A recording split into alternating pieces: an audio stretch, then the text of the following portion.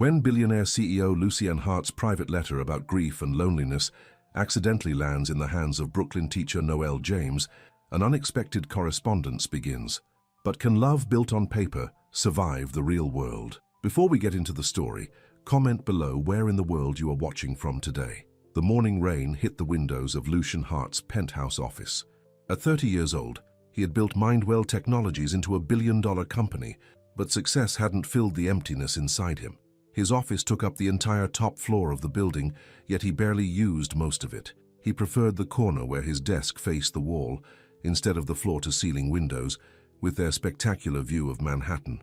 "Mr. Hart, I've brought the quarterly reports," said Margaret, his executive assistant, placing a stack of folders on his desk. Lucien didn't look up from his computer screen. "Just leave them there." Margaret hesitated. "Also, the charity gala committee called again. They really want you to attend the mental health fundraiser next month. Tell them I'll make a donation. Double whatever they're asking for." "They don't want your money, Mr. Hart. They want you. You're the face of mental health innovation." Lucien finally looked up, his blue eyes cold. "I'm not the face of anything, Margaret. That's why we have a PR team. Send them instead." After Margaret left, Lucien turned to the small silver frame on his desk, the only personal item in his sterile office. It held a photo of a smiling teenage girl with the same blue eyes as his. Emily, his little sister, 5 years gone now. The memories came rushing back as they always did. Emily's laughter, the way she'd tap on his bedroom door at night when she couldn't sleep. The phone call he'd ignored the night she took her own life because he was too busy closing his first major deal. Lucien closed his eyes. The guilt never went away. It just changed shape. That night, Lucien couldn't sleep. The penthouse apartment felt too big, too empty. He wandered into his study at 3 a.m. and sat at his desk. Without thinking, he pulled out a sheet of stationery and a pen. He hadn't written a letter by hand in years. Who even did that anymore? But the words came pouring out. "To whoever might understand, I don't know why I'm writing this. Maybe because it's easier to talk to no one than to someone. I run a company that helps millions of people with their mental health, but I can't fix my own broken pieces. I lost someone I loved because I wasn't there when she needed me. Now I live behind screens and emails and assistants because it's safer that way. Nobody gets close. Nobody sees how damaged I really am. Sometimes I wonder what it would be like to be known, really known by another person, to let someone see all the jagged edges and still choose to stay. But I'm afraid that kind of love doesn't exist for someone like me. Is it possible to be both terrified of being alone and terrified of letting someone in?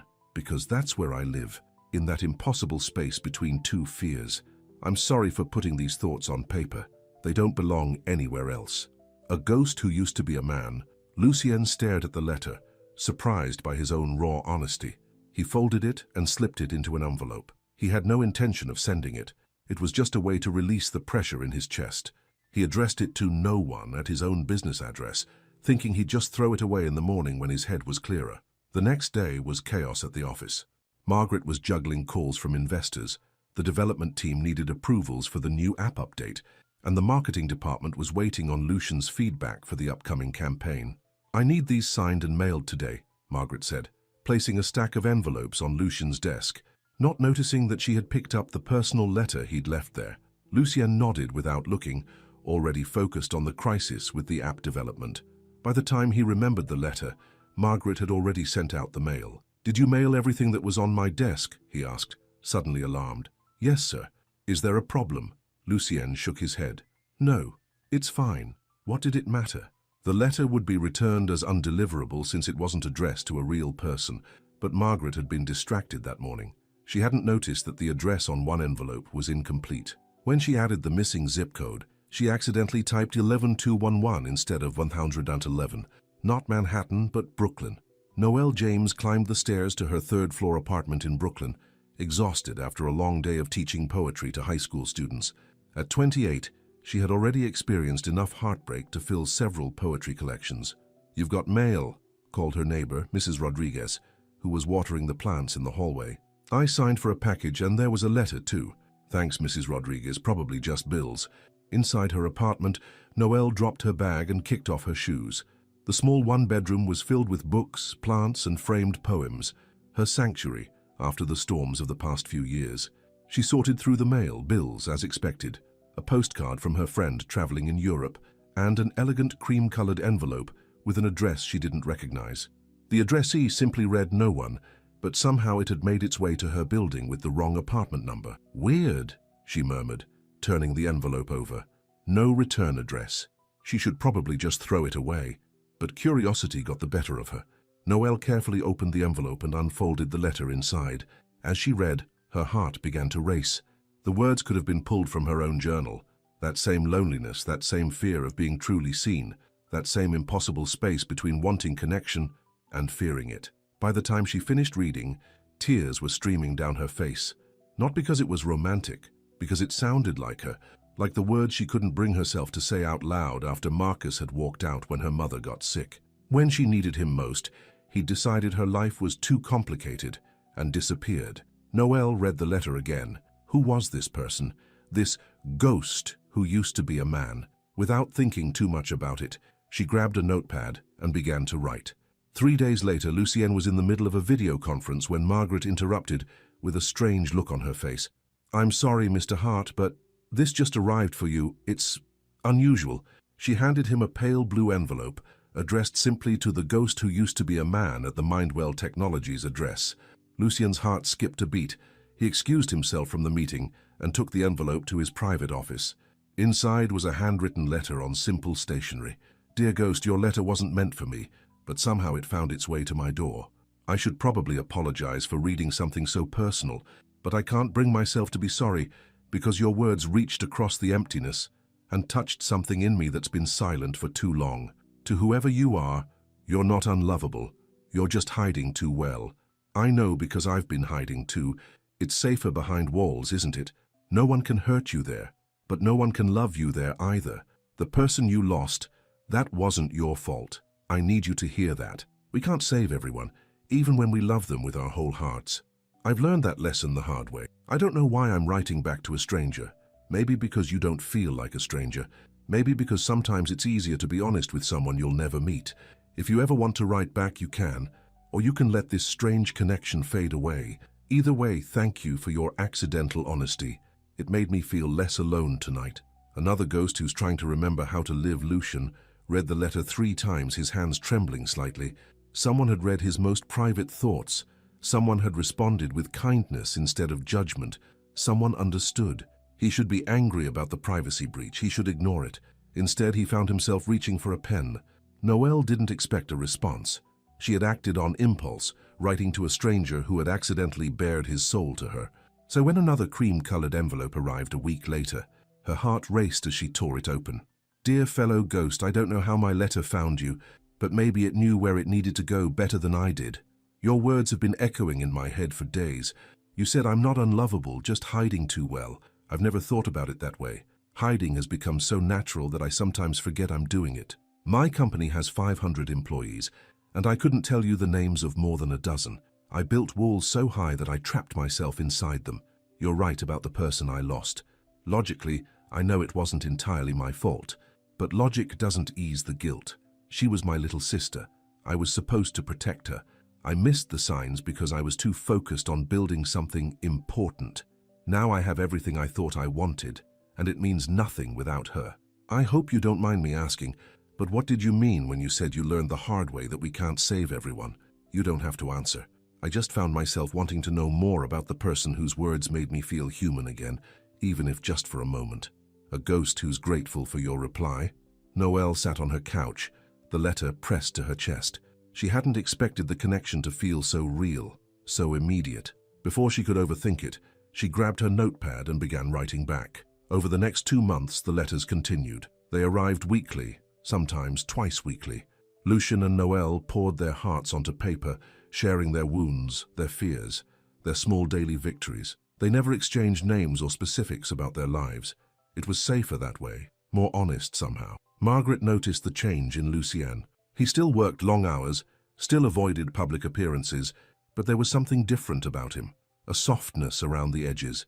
Once, she even caught him smiling at his desk as he read one of the blue envelopes. "These letters seem to be good for you," she commented one day. Lucien quickly tucked the latest letter into his drawer. "They're just personal correspondence. You know, you could use email like everyone else in the 21st century. Some things deserve more than email." he replied quietly. Margaret smiled. Whoever they are, they're bringing back the Lucienne I used to know. Before, she didn't need to finish. Before Emily. Before the walls went up. In Brooklyn, Noelle's students noticed a change too. Her poetry lessons had always been passionate, but lately they had a new energy, a new depth. "Miss James, you're different," said Zoe, one of her seniors, after class one day. "You seem happier." Noelle smiled. "Do I?" "Yeah, like you've remembered something important that you forgot for a while." That night, Noelle wrote her next letter with a bold step forward. She included a poem, one she had published in a small literary magazine called Whispers 2 years earlier. It was about emerging from darkness, about the first tentative steps back toward light after a long time in shadow. "I'm sharing a piece of myself with you," she wrote at the end of her letter. "A fragment of my heart that exists in the world. Maybe someday we'll be brave enough to step out of these shadows completely." When Lucien received the letter with the poem, something shifted in his chest. The words were hauntingly familiar. He walked to his bookshelf and pulled out a thin literary magazine, Whispers, issue 17. He subscribed to several small poetry publications, a private passion he'd never shared with anyone. He flipped through the pages until he found it, the exact same poem attributed to Noel James. Lucien sat down heavily in his chair. Noel James. He knew her work. He had 5 issues with her poems, had read them countless times during his sleepless nights. And now he realized he had been corresponding with her for months. Without thinking, he opened his laptop and searched her name. There she was. A faculty photo from Brooklyn Heights Academy. Dark skin, warm eyes, a smile that reached all the way to those eyes. "Noel," he whispered, testing the name on his lips. For days he debated what to do. Should he tell her he knew who she was? Would she feel betrayed? Would this magical connection they'd built through words disappear once reality intruded? On a crisp fall afternoon, Lucien found himself standing across the street from Brooklyn Heights Academy. He told himself he just wanted to see her once, from a distance. No contact, no disruption to the sanctuary they'd built in their letters. The final bell rang, and students poured out of the building. Then he saw her, Noel James, standing at the top of the steps, laughing with a group of students. She wore a bright yellow scarf that caught the autumn sunlight. Her presence was magnetic, radiant, more alive than anyone he'd seen in years. A student said something that made her throw her head back in laughter, and Lucien felt it like a physical touch.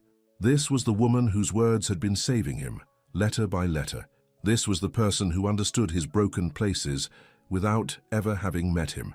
He watched her for 10 minutes, memorizing the way she moved, the animated gestures of her hands as she spoke. Then he turned and walked away, his heart pounding with equal parts fear and longing. That night, he wrote the most difficult letter yet. "Dear Noel, yes, I know your name now. Your poem, it was published in Whispers. I've been a subscriber for years. I've read your work before, admired it from afar, and now I discover you're the ghost who's been writing to me, understanding me in ways no one else ever has. I hope you can forgive this small invasion of your privacy. I haven't looked for more information about you, just your name, just your poem. I've been thinking about what you said in your last letter, about someday being brave enough to step out of the shadows completely. I want that. I'm terrified of it, but I want it. Would you meet me? In person. There's a small park near the Brooklyn Promenade. This Saturday at 2 p.m. by the old oak tree near the entrance. You'll recognize me because I'll be holding your latest letter.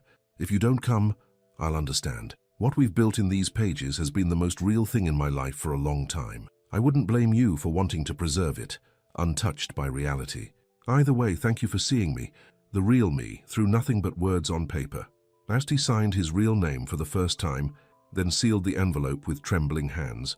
Noel read his letter with her heart in her throat. He knew who she was, had sought her out through her poem, wanted to meet in person. Part of her was afraid that the magic would disappear once they stood face to face, afraid that the connection that had sustained her these past months would evaporate in the harsh light of reality. But a stronger part of her was ready to see if the man behind the letters was as real as his words had been. Saturday arrived with clear skies and a gentle breeze. Noel changed her outfit 3 times before settling on a simple blue dress and her favorite denim jacket. She tucked his latest letter into her pocket and headed for the park, her stomach fluttering with nervous energy. The oak tree was easy to spot. Noel arrived 5 minutes early and found a bench nearby, her eyes scanning the path for anyone who might be him. 2 o'clock came and went. 10 minutes passed, then 20. At 2:30, Noel began to wonder if he had changed his mind. Had the idea of meeting her in person been too much? Had reality intruded on their perfect paper world? What she didn't know was that Lucien was there, watching from the shadows of a nearby cluster of trees. He had arrived early, positioned himself where he could see the meeting spot. When she appeared, even more beautiful up close than she had been from across the street, something like panic had seized his chest. What if she was disappointed? What if she looked at him and saw only the wealthy CEO, not the broken man who had spilled his soul in those letters? What if this perfect connection shattered the moment they spoke actual words to each other? So he stood frozen, watching her wait, watching hope gradually fade from her face, watching her check her watch, then her phone, watching her finally stand to leave. And then he did the thing he would come to regret most. He turned and walked away, back to the safety of his walls and his silence. Noel returned home, the letter still in her pocket, a heaviness in her chest that hadn't been there that morning. She pulled out a sheet of paper and wrote one final letter. Lucien, if you ever want to stop hiding, my door's open, but only if you knock like a man, not a ghost. Noel. She included her address, then mailed the letter before she could change her mind. Weeks passed with no response. The silence was answer enough. Whatever had existed between them wasn't strong enough to survive in the real world. Noel tried to accept it, to move on, to return to the life she had before his letter had accidentally found her. But something had changed. She had changed. Even if their connection ended here, his words had woken something in her that had been sleeping too long. One rainy night, Noel sat curled on her couch with a book of poetry and a cup of tea, listening to the storm raging outside. The sound of thunder nearly drowned out the knock at her door. She wasn't expecting anyone. For a moment she considered ignoring it, but the knock came again, more insistent this time. Noel set down her book and went to the door. When she opened it, her breath caught in her throat. There he stood, soaked from the rain, his expensive coat dripping onto the hallway floor. His blue eyes, so familiar from her dreams yet completely new, were full of terror and hope in equal measure. I wrote the letter, he said, his voice rough with emotion. But it's your words that made me feel human again. Noel didn't speak. She just stepped aside and let the door open a little wider. The rain pounded against the windows as Noel and Lucien stood facing each other in her small apartment. Water dripped from his coat onto her welcome mat, forming a small puddle at his feet. You're soaked, Noel said, breaking the silence. Let me get you a towel. She disappeared into the bathroom, grateful for the moment to collect herself. When she returned with a faded blue towel, Lucien was still standing in the same spot, as if afraid to move further into her space. Thank you, he said, taking the towel. His voice was deeper than she had imagined, with a slight roughness to it. You can hang your coat there, she said, pointing to a hook by the door. As he removed his coat, Noel took in the man who had been writing to her soul for months. Tall, with broad shoulders and a lean frame, dark hair that curled slightly from the rain, and those eyes, intense blue, with shadows beneath them that spoke of sleepless nights. I wasn't sure you'd let me in, Lucien said, running the towel over his hair. I wasn't sure either, she admitted. Why did you come tonight? Why not at the park when we were supposed to meet? Lucien's eyes dropped to the floor. I was there. What? I was there at the park. I saw you waiting. I just couldn't make myself walk over to you. Noel felt a flash of anger. You watched me sit there for half an hour and didn't say anything? I know it was cowardly, he said, meeting her eyes again. I've spent so long hiding behind letters and screens that I panicked.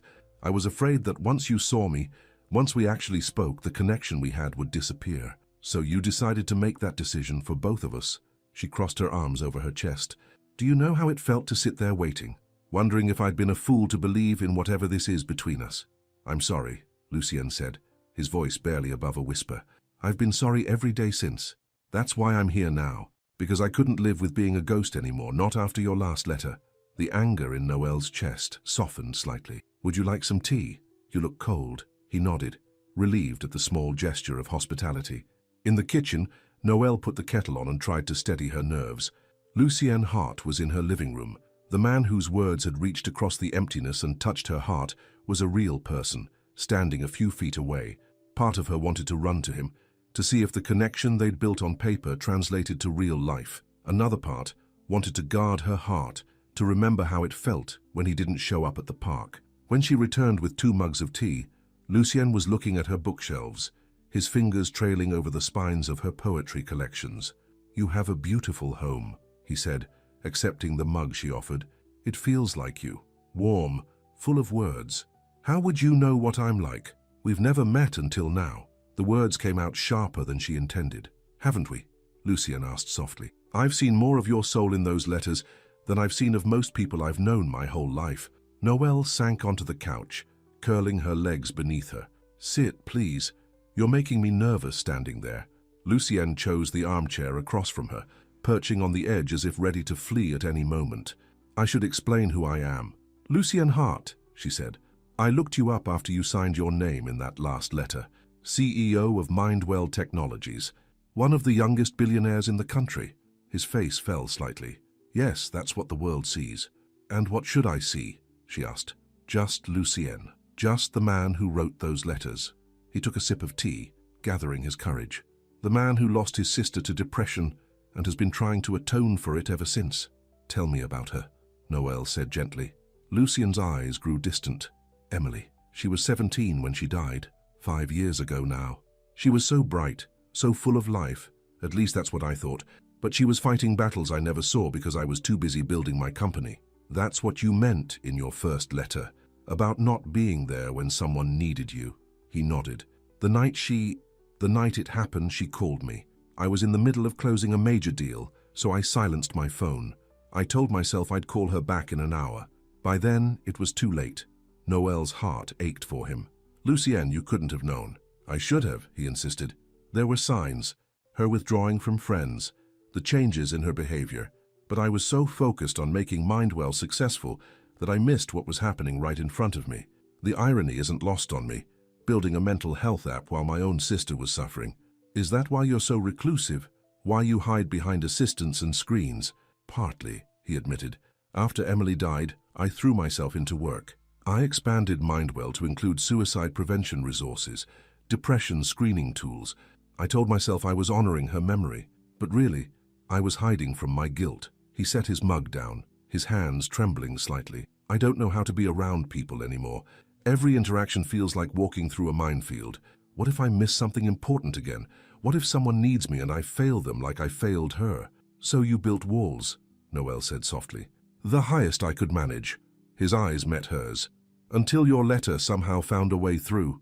The rain continued to drum against the windows, creating a cocoon of sound around them. For a moment, neither spoke. "Your turn," Lucien finally said. "In your letters, you mentioned someone who left when your mother got sick. What happened?" Noelle took a deep breath. She hadn't talked about Marcus in a long time. "His name was Marcus. We were together for 3 years. I thought we were headed toward marriage, a life together. Then my mum was diagnosed with stage 3 breast cancer." She traced the rim of her mug with her finger. "Suddenly, my life was doctor appointments and chemotherapy sessions. I was teaching full-time and taking care of her in every spare moment. Marcus said he understood that he would be there for me. For about 2 months he was. And then? Then he started complaining that we never spent time together anymore. That I was always tired, always distracted. One night, after a particularly bad day at the hospital, he told me that this wasn't what he signed up for, that my life had become too complicated. He was gone the next day." Lucien's jaw tightened. "I'm sorry, he sounds like a coward." "He was," Noelle agreed. "But the worst part wasn't that he left. It was that I started to believe him, that I was too much, too complicated, too broken for anyone to love. That's what I meant in my letter when I said I understood hiding. After Marcus left and my mother eventually recovered, I built my own walls. I decided it was safer to be alone than to need someone who might not be there when it mattered. Until my letter somehow found a way through." Lucien echoed her earlier words, a small smile playing at the corners of his mouth. "Something like that," Noelle admitted, returning his smile. "Those letters became the one place where I could be completely honest, where I didn't have to pretend to be strong or together or fine." "I know exactly what you mean," Lucien said. "I have 500 employees, a board of directors, investors watching my every move, but those letters to you were the only time I felt like I could breathe." Their eyes met across the small living room, and something electric passed between them. Recognition, understanding, possibility. "So what happens now?" Noelle asked. "Now that we're not just words on paper?" Before Lucien could answer, his phone buzzed insistently in his pocket. He glanced at it and frowned. "I'm sorry, I have to take this. It's my assistant." He stepped into the hallway. and Noel could hear the low murmur of his voice. When he returned, his expression had changed. "There's an emergency at the company. A security breach in our patient data system. I have to go." The regret in his voice was evident. "Of course," Noel said, trying to hide her disappointment. "I understand." Lucien hesitated at the door. "This conversation isn't over. Can I see you again?" "You know where to find me now," she replied.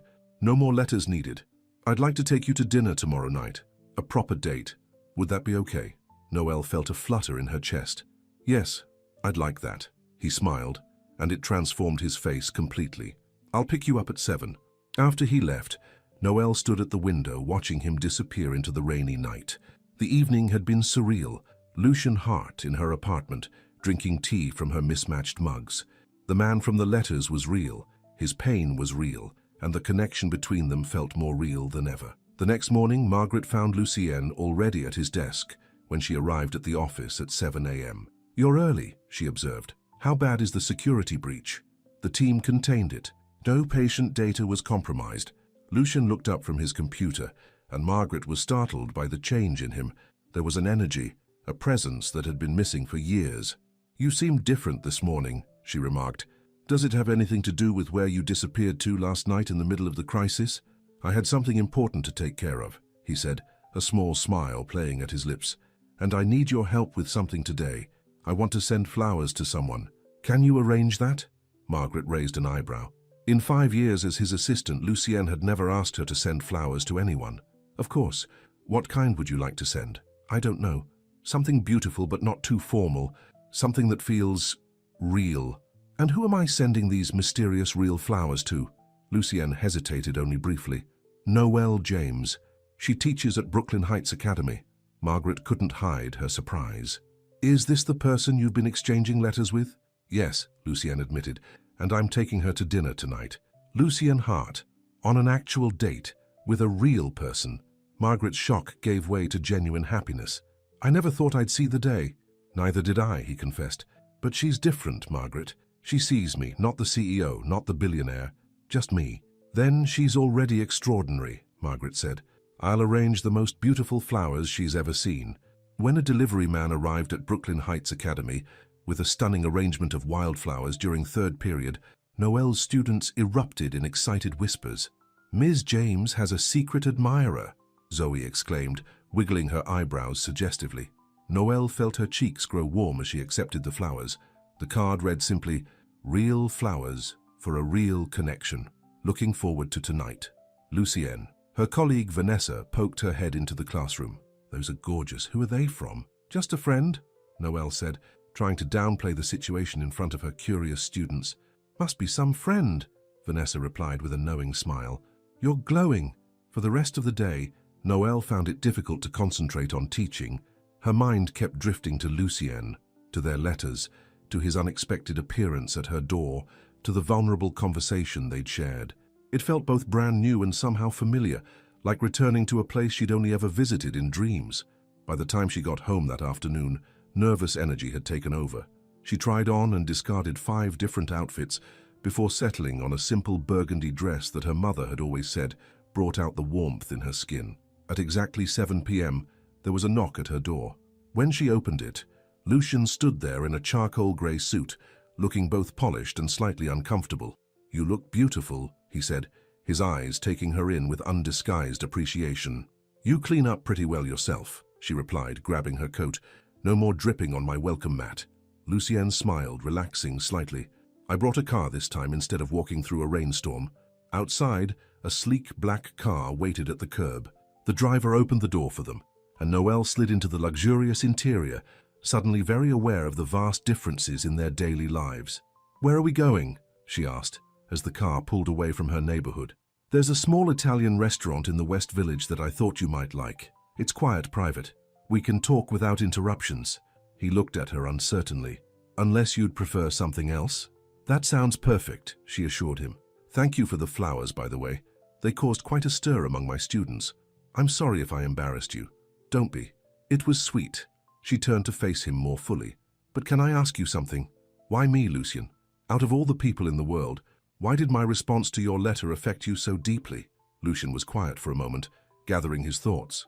When I wrote that first letter, I was in the darkest place I'd been since Emily died. I wasn't sleeping, wasn't really living, just existing in this cycle of work and isolation. I never meant for anyone to read those words. But then I did, Noelle said softly. Then you did, he agreed. And instead of pity or judgment, you offered understanding. You saw the broken pieces and didn't try to fix them or look away from them. You just acknowledged them, recognized them from your own experience. He reached for her hand, tentatively, and she let him take it. Do you know how rare that is? To be seen exactly as you are and not be found wanting? The vulnerability in his voice made Noelle's heart ache. I know exactly how rare it is. That's why your letters meant so much to me too. The restaurant was everything Lucien had promised. Intimate, with soft lighting and tables spaced far enough apart for private conversation. The owner greeted him by name, leading them to a secluded corner table. You come here often? Noelle asked as they were seated. I have all my business meals here, Lucien admitted. Antonio respects privacy and doesn't treat me differently because of who I am. And who are you exactly? She asked, unfolding her napkin. Beyond the CEO? Beyond the letters? Lucien considered the question. I'm not sure I know anymore. For so long I've been defined by my work, by Emily's death, by my guilt. Those things became my identity. Then maybe it's time to discover who else you might be, Noelle suggested. Over pasta and wine they began that discovery. Lucien told her about growing up with Emily, about their parents who had been more interested in social status than their children, how he had always felt responsible for protecting his little sister from their coldness, how he had started coding at 13, creating games for Emily when she was sad. Noelle shared stories of her childhood in a warm but struggling household, her mother working 2 jobs to support them after her father left. How poetry had been her escape, her way of making sense of the world. How teaching had become not just a job, but a calling. Your students are lucky to have you, Lucien said. They're amazing kids. Even when they drive me crazy, they remind me why words matter. Noelle twirled pasta around her fork. That's actually what attracted me to your mental health apps when I looked up your company. The way you use language to help people articulate what they're feeling. That was inspired by Emily, Lucien said. She struggled to explain what was happening in her mind. I always thought if she'd had better tools, better words. Is that why you subscribed to poetry magazines? Looking for better words? Lucien nodded. Poetry distills complex emotions into something you can hold in your hand. When I read your poems in whispers, they were like that, taking nebulous feelings and giving them shape. The hours passed quickly, and before they knew it, Antonio was apologetically telling them it was closing time. I didn't realize it was so late, Noelle said, surprised to see it was nearly midnight. Outside, the night air was cool and clear after yesterday's rain. They walked slowly toward the waiting car, neither quite ready for the evening to end. I have a confession to make, Lucien said suddenly. That day at the park wasn't the first time I saw you in person. Noelle stopped walking. What do you mean? After I discovered who you were from your poem, I went to your school. I watched you with your students from across the street. He looked ashamed. I know that sounds stalkerish and creepy. I just wanted to see you, to know you were real. Instead of being angry, Noelle felt a strange flutter in her chest. What did you see? You were wearing a yellow scarf. You were laughing with some students on the steps. You looked so alive, so present, so different from how I've been living. Is that why you couldn't approach me at the park? Because the real me was too different from the person in the letters? No, Lucien said, taking her hands in his. Because you were exactly who I imagined, and it terrified me. The connection we had in those letters. What if it couldn't survive in the real world? What if I disappointed you? What if the CEO, the billionaire, the broken man was too much baggage for anyone to want? Noelle squeezed his hands. Those letters were real, Lucien. The connection was real, but we'll never know what else might be real unless we take the risk. Under the streetlight, with the sounds of the city around them, Lucien slowly leaned forward. May I? He whispered. Noelle nodded, and his lips met hers in a gentle kiss that quickly deepened into something more urgent, more hungry. When they finally pulled apart, both were breathless. I should get you home, Lucien said, his voice rough. The ride back to Brooklyn was charged with unspoken desire. They sat close, fingers intertwined, the air between them electric with possibility. When they reached her apartment, Lucien walked her to her door. Thank you for tonight, he said. For giving me a chance after the park. Thank you for finding the courage to knock on my door, she replied. He kissed her again, more intensely this time, his hands tangling in her hair as he pressed her gently against the door. Noelle felt herself melting into him, her body responding to his touch in ways she hadn't experienced in years. When they separated, both knew they were standing at another threshold, one that had nothing to do with apartments or doors. "Would you like to come in?"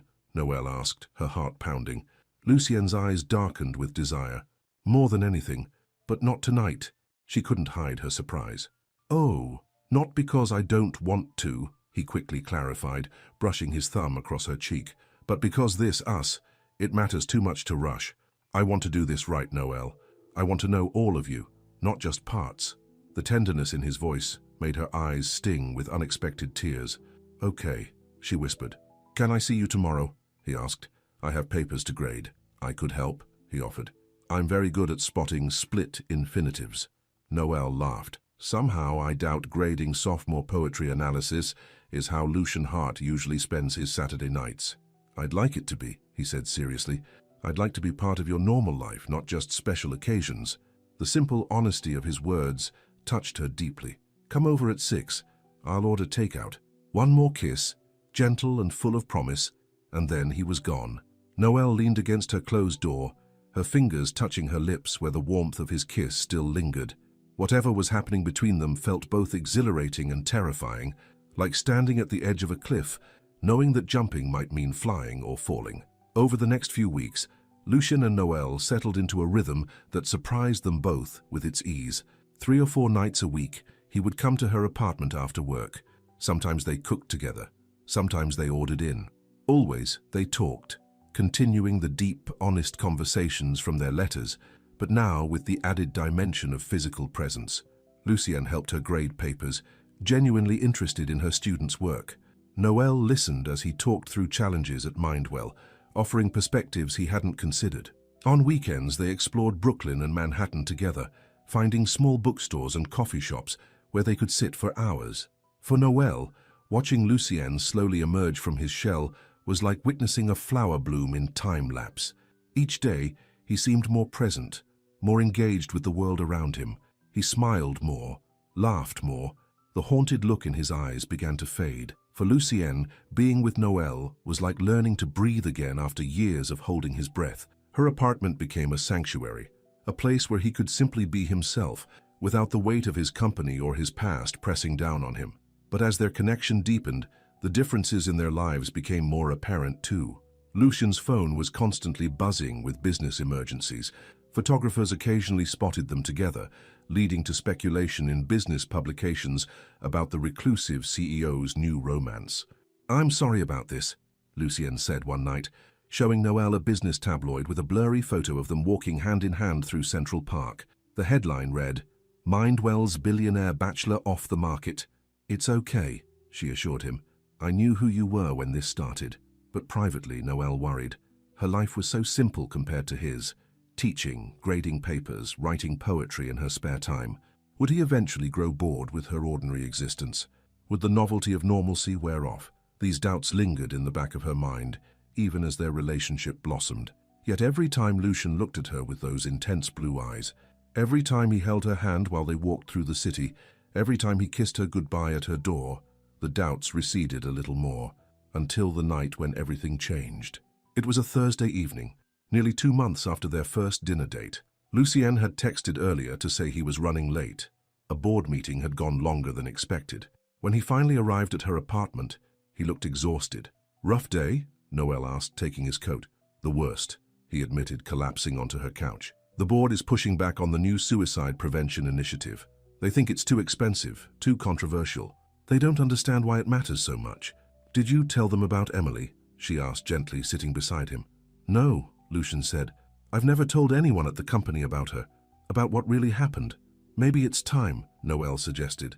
"Not everything, not all the personal details, but enough for them to understand why this initiative matters to you." Lucien looked at her with wonder. "How do you do that?" "Do what?" "See so clearly what I need to do when I've been staring at the problem for months." She smiled. "Sometimes it's easier to see solutions when you're not in the middle of the storm." Lucien pulled her into his arms, burying his face in her hair. "I don't know what I did to deserve you, but I'm grateful for it every day." They stayed like that for a long moment, the comfort of their embrace washing away the stress of the day. When Lucien finally pulled back, his expression had changed. There was a new intensity in his eyes, a certainty that made Noelle's heart race. "I love you," he said simply. "I think I've loved you since that first letter you sent, but I know for sure that I love you now. Not just your words on paper, but everything about you. The way you see the world, the way you see me, the way you've helped me see myself again." Noelle felt tears spring to her eyes. "I love you too," she whispered. "So much that it scares me sometimes." "Why does it scare you?" he asked, brushing away a tear that had escaped down her cheek. "Because I've never felt this way before. Because it's happened so fast. Because you're you and I'm me, and our worlds are so different." "Do you think that matters to me?" Lucien asked. "Your world, this apartment, your students, your simple, beautiful life. It's saved me, Noelle. You've saved me."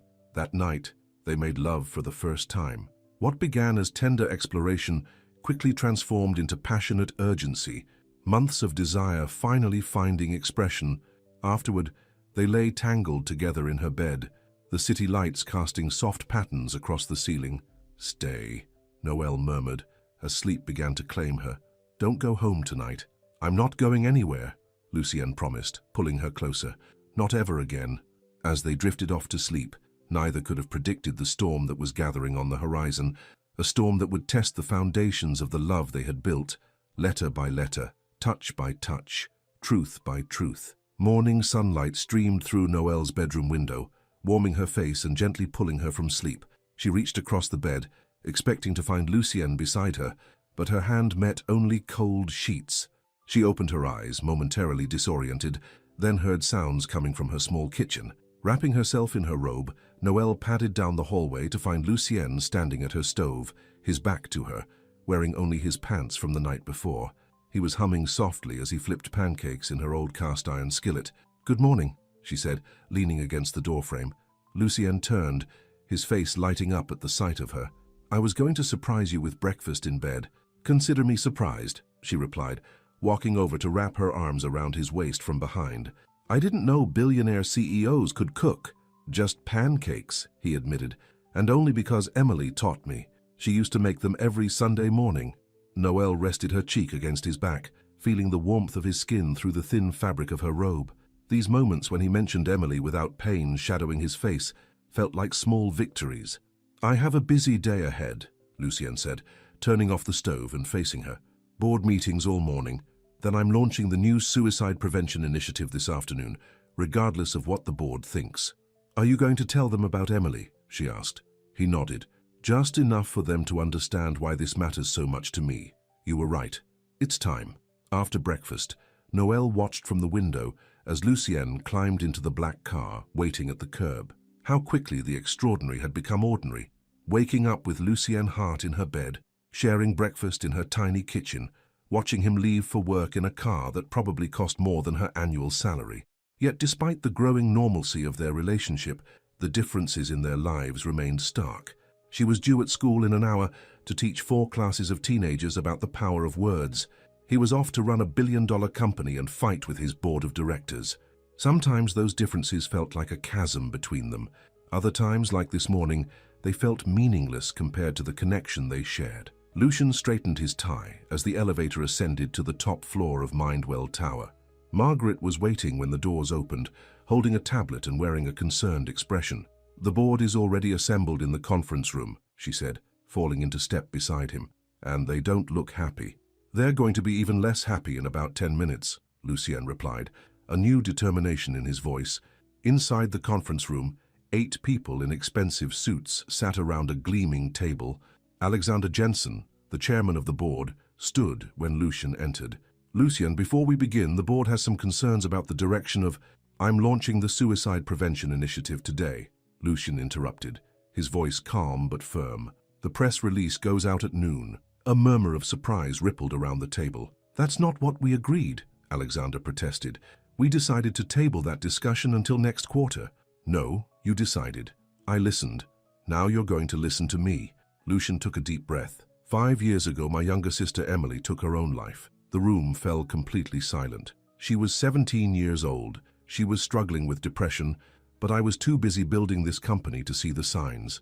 The night she died, she called me, and I ignored her call. Lucien's voice didn't waver, but his hands gripped the edge of the table. I founded Mindwell to help people understand and manage their mental health, but our current apps don't do enough for those in crisis. The people who need help most urgently. He looked around the table, meeting each person's eyes. This initiative will save lives. It will cost $17 million to implement fully. That's exactly $1 million for each year of Emily's life. I'm prepared to fund it personally if the company won't, but I would rather we do this together, as a statement about what Mindwell truly stands for. For a long moment, no one spoke. Then Caroline Bennett, the oldest member of the board, cleared her throat. I think I speak for all of us when I say we had no idea about your sister, Lucian. I'm deeply sorry for your loss. She glanced around the table, receiving nods of agreement. I move that we approve the full funding for the Suicide Prevention Initiative, effective immediately. Seconded, said another board member. Alexander looked stunned but quickly regained his composure. All in favor? 8 hands went up without hesitation. Motion passed unanimously, Alexander declared, and Lucy and I owe you an apology for pushing back on this. Had I known...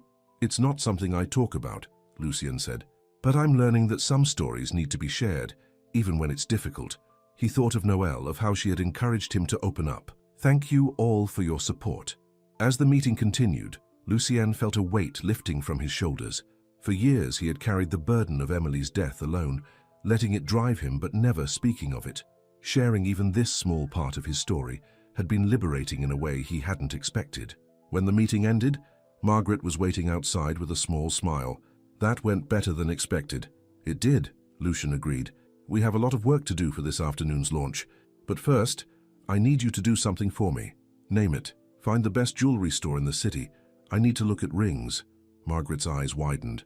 Rings? As in engagement rings, Lucian confirmed, a nervous excitement bubbling up inside him. It's time, Margaret. At Brooklyn Heights Academy, Noelle was in the middle of a lesson on Emily Dickinson when her classroom door opened. The school secretary peered in, looking apologetic. Sorry to interrupt, Ms. James, but you have a delivery. 2 delivery men entered, carrying an enormous arrangement of wildflowers, even larger than the one Lucien had sent before.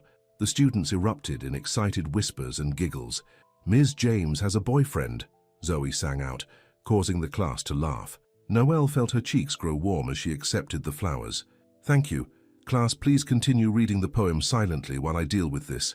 She stepped into the hallway with the massive arrangement, searching for the card. When she found it, her heart skipped a beat. These flowers still can't compete with your beauty. Thank you for helping me find my voice today. Dinner at my place tonight? Send your answer with the driver. All my love, L. Noelle quickly scribbled yes on the card and handed it back to the waiting delivery man. She had never been to Lucien's home before. In the 2 months they'd been dating, they had always met at restaurants or spent time at her apartment. The prospect of seeing where he lived, that private space he had kept hidden from the world, felt significant. When she returned to her classroom, her students were buzzing with curiosity. Are those from your billionaire boyfriend? Asked Jason, one of her more outspoken students. Noelle froze. What did you say? Jason held up his phone, showing a gossip website with a photo of her and Lucien walking together in the park. The headline read, Mindwell CEO's mystery woman identified. Brooklyn teacher captures billionaire's heart. Is it true, Ms. James? Zoe asked eagerly. Are you dating Lucian Hart? Noelle felt a wave of dizziness wash over her. That's my personal life and not appropriate for classroom discussion. Now back to Emily Dickinson. But the damage was done. By lunchtime, the entire school was talking about Noelle's relationship with Lucien. Teachers gave her knowing looks in the hallway. The principal stopped by her classroom to casually mention that the school could always use more funding for the arts. Just what I needed, Noelle muttered to herself as she gathered her things at the end of the day. My private life splashed all over the internet. Her phone buzzed with a text from Vanessa. Have you seen the article about you and your billionaire boyfriend? Call me ASAP, followed by one from her mother. Honey, why am I finding out about your new man from the internet? Call me. And then, most disturbingly, one from a number she didn't recognize. Did you really think he'd stay with someone like you? Enjoy it while it lasts, honey. Noelle's hands trembled as she deleted the last message. This was the part of Lucien's world she had been dreading, the public scrutiny, the judgment, the cruel comments from strangers. By the time she arrived at the address Lucien had given her, a sleek high-rise overlooking Central Park, her stomach was in knots. The doorman greeted her by name, making her wonder if her photo had been circulated to the building staff. "Mr. Hart is expecting you, Ms. James. Penthouse floor." The private elevator whisked her upward, its silent efficiency a stark contrast to the creaky stairs of her Brooklyn walk-up. When the doors opened, she stepped directly into Lucien's apartment and gasped. The penthouse was enormous, with floor-to-ceiling windows offering a panoramic view of Central Park and the city beyond. The space was elegantly furnished in shades of grey and blue, but it felt more like a museum than a home, beautiful but untouched, without the lived-in comfort of her own small apartment. "Noel?" Lucien's voice called from somewhere inside. She followed the sound to find him in a state-of-the-art kitchen, stirring something that smelled delicious on the stove. "You're cooking?" she asked, surprised. He looked up with a smile that quickly faded when he saw her expression. "What's wrong? Have you seen the internet today?" Noel asked, setting her bag down on the counter. Lucien's face fell. "The photos of us. I saw them this morning. I'm so sorry, Noel. I should have warned you this might happen.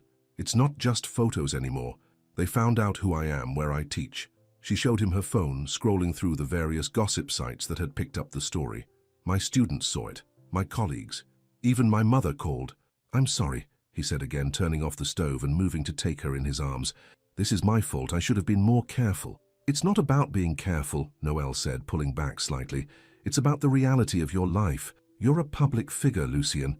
People are interested in who you date.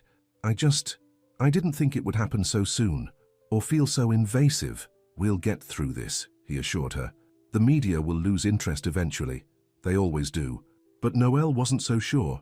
Looking around at his pristine penthouse, at the evidence of wealth and privilege that surrounded him, the differences in their worlds had never felt more pronounced. "I got a text message today," she said quietly, "from someone I don't know. They said you wouldn't stay with someone like me. That I should enjoy it while it lasts." Lucien's face darkened with anger. "Who sent that? Give me the number." "It doesn't matter who sent it," Noel said. "What matters is that there are people out there who think that way, who look at you, then look at me and see a mismatch." "Those people don't know us," Lucien insisted. "They don't understand what we have." "Maybe not," she agreed. "But it made me think about the reality of us. You live here in this perfect penthouse with this spectacular view. I live in a one-bedroom walk-up in Brooklyn with noisy neighbors and radiators that clank all night in the winter. And I've been happier in your noisy apartment than I've ever been in this perfect penthouse," Lucien said fiercely. "This place, it's never felt like home. It's just where I sleep when I'm not working. Your apartment is warm and full of life, like you." The sincerity in his voice melted some of her anxiety. "I'm sorry. It's been a long day. And seeing this place, it just hammered home how different our lives are. Not where it counts," he said, brushing a strand of hair from her face. "Not in the ways that matter." He led her to the dining room where he had set a small table by the window with candles and flowers. "I made pasta, or tried to. It may not be edible." Noel laughed despite herself. "I'm sure it's fine." Over dinner, Lucien told her about the board meeting, about sharing Emily's story and securing approval for the suicide prevention initiative. "You were right," he said, reaching for her hand across the table. It was time to talk about her. Time to use her story to help others. "I'm proud of you," Noel said, squeezing his hand. "That took real courage." "I've been thinking a lot about courage lately," Lucien said, a strange nervousness entering his voice. "About taking risks, about not letting fear dictate my life anymore." He stood suddenly. "There's something I want to show you."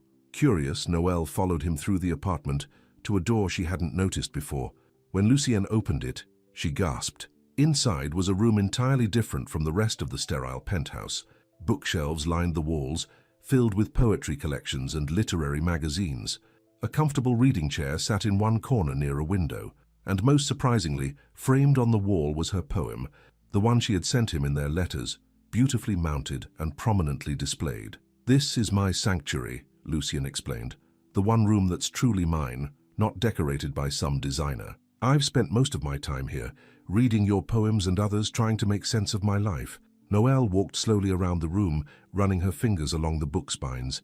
"You have first editions," she murmured, recognizing some rare poetry collections. "I want to show you something else," Lucien said, opening a drawer in the desk by the window. He pulled out a bundle of blue envelopes, tied with a simple ribbon. "I've kept every letter you wrote me." Noel's heart swelled. "I've kept yours too." "These letters," he said, holding them carefully, They changed everything for me. You changed everything." He set the letters down and took both her hands in his. "Before you, I was just existing, going through the motions, building a company to atone for a guilt I couldn't escape. But you showed me there could be more, that I could feel again, that I could be seen and known and still be loved." To Noelle's shock, Lucien dropped to one knee, still holding her hands. "I know it's fast," he said, his voice trembling slightly. "I know we come from different worlds, but I also know that I love you more than I thought it was possible to love another person. You make me want to be better, braver, more present in my own life." He reached into his pocket and pulled out a small velvet box. "Noelle James, will you marry me?" Noelle felt the room spin around her. When Lucien opened the box, a stunning emerald-cut diamond ring glittered inside, catching the light from the window. "Lucien," she whispered, her voice failing her. His eyes searched hers, vulnerability plain on his face. "Is it too soon? I know it's only been 2 months, but—" "It's not that," she interrupted, her thoughts racing. Everything is happening so fast. The media attention, now this. I need a moment to breathe." Lucien slowly rose to his feet, carefully closing the ring box. "Take all the time you need. The ring isn't going anywhere. Neither am I." Noelle's eyes filled with tears. "I love you. I do.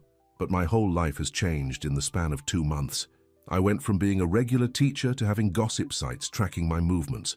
I went from writing letters to a stranger to standing in his penthouse being proposed to. It's overwhelming." "I understand," Lucien said, though she could see the disappointment in his eyes. "I shouldn't have rushed this." "It's not a no," Noelle assured him, taking his face in her hands. "It's a not yet. I need time to adjust to all of this, to being part of your world, to the public scrutiny, to the idea that this is really happening." Lucien nodded, pressing a kiss to her palm. "I can wait. You're worth waiting for." That night, they made love with a new intensity, as if they were both trying to prove something through touch that words couldn't adequately express.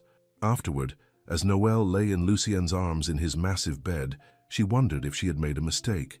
Maybe she should have said yes immediately. Maybe her hesitation would make him doubt her love. "What are you thinking?" Lucien asked, his fingers tracing patterns on her bare shoulder. "That I'm afraid you'll think I don't love you enough because I didn't say yes right away," she admitted. "I would never think that," he assured her. "You're being sensible. One of us should be." But as they drifted off to sleep, Noelle couldn't shake the feeling that something had shifted between them, a subtle change in the atmosphere, like the first hint of an approaching storm. The storm arrived sooner than either of them expected. The next morning, Lucien woke to his phone buzzing incessantly. Careful not to disturb the still sleeping Noelle, he slipped out of bed and into the living room to answer it. "What is it, Margaret?" he asked, his voice still rough with sleep. "Turn on your TV," his assistant replied, sounding unusually tense. "Channel 8, now." Lucien found the remote and switched on the television, keeping the volume low. A blonde reporter stood outside Brooklyn Heights Academy, speaking into a microphone. Sources close to Mindwell Technologies confirm that CEO Lucien Hart has been dating Brooklyn poetry teacher Noelle James for approximately 2 months, the reporter was saying. But what viewers may find most interesting is James's connection to Marcus Delacroix, the former CFO of rival company MindSync, who was ousted 3 years ago amid embezzlement allegations. Lucien felt his blood run cold. According to our sources, James and Delacroix were in a serious relationship at the time of the scandal, which raises questions about whether Hart's interest in James might be more strategic than romantic. Could this be corporate espionage disguised as a love affair? Mindwell and MindSync have been bitter rivals for years, with Hart's company recently pulling ahead in market share. "Turn it off," came Noelle's voice from behind him. Lucien spun around to find her standing in the doorway, her face pale, her body rigid with tension. "Noelle, just turn it off, please," she repeated. Lucien switched off the TV, his mind racing. "Is it true? Was Marcus Delacroix from MindSync your ex?" "Yes," Noelle said, her voice steady despite the hurt in her eyes. "But I had no idea he was embezzling money. I didn't even know the details of his job. He never talked about work with me." "I believe you," Lucien said immediately. "Of course I believe you." "Do you?" she asked, moving past him to look out the window. "Because you just asked if it was true." "I meant, was he your ex? Not was it true about the corporate espionage," Lucien clarified. "That's ridiculous. I know you would never—" "But you still had to ask," Noelle cut in, "and now everyone will be asking. My students, their parents, My colleagues. Everyone will wonder if I'm using you to get information for your competitor. We'll issue a statement, Lucien said, reaching for his phone. We'll make it clear that we shouldn't have to issue a statement about our relationship, Noelle exclaimed, her calm facade finally cracking. Don't you see how insane this is? Yesterday my students found out I'm dating you. Today there are reporters outside my school suggesting I'm a corporate spy. What will it be tomorrow? Lucien moved toward her, but she held up a hand to stop him. I need some space. I need to think. Noelle, please, he said, his voice breaking. Don't let them do this to us. Don't let them take what we have. This isn't about them, she said quietly. It's about us. About whether what we have is strong enough to withstand this kind of pressure. I thought it was, but now I'm not so sure. What are you saying? Lucien asked, fear creeping into his voice. Noelle looked at him, her eyes filled with a sadness that made his chest ache. I'm saying I need time, Lucien. Time to figure out if I can live in this fishbowl. If what we have is worth having my past relationships dissected on morning television. It is, he insisted. What we have is worth everything. She shook her head. You're used to this world. I'm not. And I'm not sure I want to get used to it. Noelle gathered her things quickly, refusing Lucien's offer to drive her home. I'll take a cab. I need to be alone right now. At the elevator, she turned back to him. I do love you, Lucien. That's not in question. What I'm questioning is whether love is enough. And then she was gone, leaving Lucien standing in his perfect empty penthouse, feeling more alone than he had in months. The next week passed in a blur of pain for both of them. Noelle took sick days from school to avoid the reporters who continued to gather outside. Lucien threw himself into work, staying at the office until midnight every night. They texted occasionally, brief messages that did little to bridge the growing gap between them. Are you okay? Lucien would ask. I'm managing. You? Noelle would reply. Missing you, thinking of you, loving you. He would write, I know, me too. She would answer. But neither mentioned meeting, neither suggested a path forward.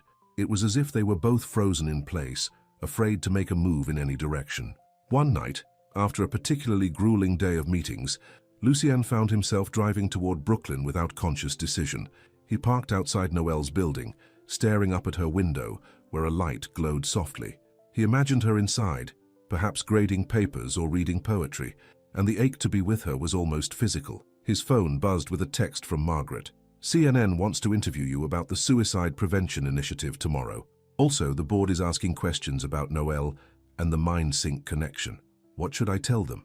Lucien stared at the message, a bitter taste filling his mouth. This was his reality now, every personal relationship scrutinized for its business implications, every private moment potentially fodder for public consumption. And now, he was bringing Noelle into that reality, exposing her to the same harsh spotlight that had been following him for years. Was that fair to her? Was his love worth the price she was being asked to pay? With a heavy heart, Lucien started the car and drove away without going upstairs. For the first time, he began to wonder if loving Noelle meant letting her go. In her apartment, Noelle sat by the window watching the street below. She had seen Lucien's car arrive, had felt her heart leap at the sight of it. Then, inexplicably, she had watched him drive away without coming up. The pain of that moment, of being so close yet still separate, crystallized something in her mind. She couldn't continue in this limbo. She had to decide. Was she strong enough to face the challenges of being with Lucien? Or would she retreat to the safety of her former life? She reached for the bundle of letters on her coffee table, all the words they had exchanged before they knew each other's names, before the complications of their real lives had intruded. The raw honesty in those pages had been the foundation of their connection. Perhaps it could be their way back to each other now. Noelle took out a sheet of paper and began to write. Dear Lucien, I saw you outside tonight. I watched you sit in your car and then drive away. I imagined you looking up at my window, wondering if you should come up, deciding against it. The space between your car and my door felt like miles, even though it was only a few hundred feet. These past days without you have been hollow. I've been trying to decide if I'm brave enough for the life that comes with loving you, the public scrutiny, the loss of privacy, the constant speculation about my motives. It's a high price to pay. But tonight, watching you drive away, I realized something. The price of not being with you is even higher. Living without your smile, your touch, your understanding, that would be the greater loss. I don't know how we navigate this complicated world we've found ourselves in. I don't know how to be the partner of a public figure. I don't know how to ignore the cruel things people will say about us, but I do know that I want to figure it out, with you, together. You asked me a question the other night that I couldn't answer. I think I'm ready to answer it now. All my love, Noel. She sealed the letter in an envelope and wrote his name on the front. Tomorrow, she would deliver it herself. Tomorrow, they would find their way back to each other. What Noel didn't know was that at that very moment, Lucien was making a decision of his own, one that would test their love in ways neither of them could have anticipated. Morning brought a knock at Noel's door. Heart racing, she hurried to answer it, expecting to find Lucien.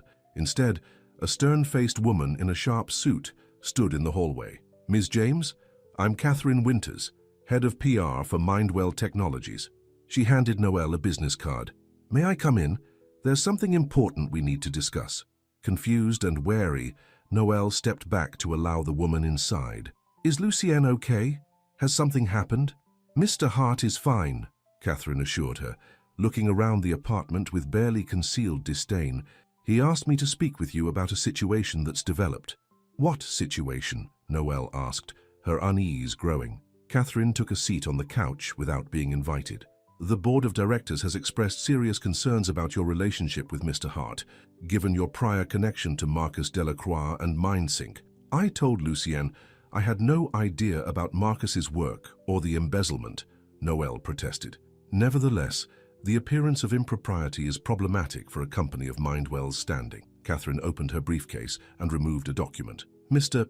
Hart has authorized me to offer you a settlement in exchange for a confidentiality agreement and a clean break." She slid the document across the coffee table.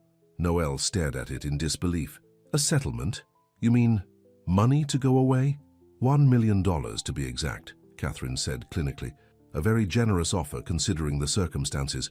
All we ask is that you sign this agreement stating you will not discuss your relationship with Mr. Hart or any aspects of Mindwell Technologies with the press or on social media." Noel felt as if the floor were tilting beneath her feet. "Lucien sent you here. To pay me off?" "Mr. Hart felt this would be the cleanest solution for all involved," Catherine replied. "The media attention has been disruptive to both your life and to company operations. This way, you can start fresh, perhaps relocate to a new city, take some time off from teaching." "Get out," Noel said, her voice deadly quiet. "Excuse me? Get out of my apartment now." Noel stood trembling with rage and hurt. "And you can tell Lucien that if he wants to end things, he can face me himself, not send some corporate fixer with a checkbook." Catherine gathered her documents with an expression of mild annoyance. "I suggest you think about this offer carefully, Ms. James. It's unlikely to be repeated." After Catherine left, Noel sank to the floor, the letter she had written to Lucien clutched in her hand. How could she have been so wrong about him?